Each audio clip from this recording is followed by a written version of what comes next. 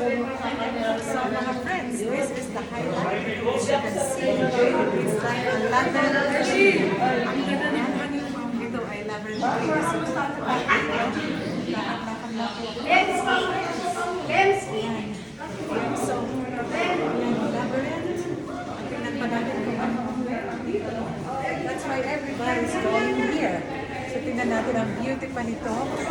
So, paatras na ito kasi gusto kong makita niyo ang aking mga pinaggagawa sa kumara. So, you can see there, the sculpture, the ice sculpture.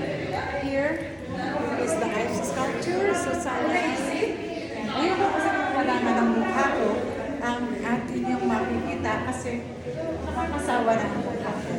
Diba? So, habang kayo itinamasyal, ito is a labyrinth. Right? It's a labyrinth. Ang floor na dinadaanan ko ay ice. Yan. Pero mga naka-uniform.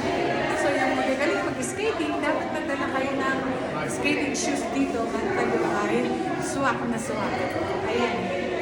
Ayun, magpa-piano. So, aling movie ba ang nakita nyo na nagpa-piano in the ice? Okay, hanggang sa muli at maglilibot ako sa 90 seconds. Bye! I hope you're enjoying your day.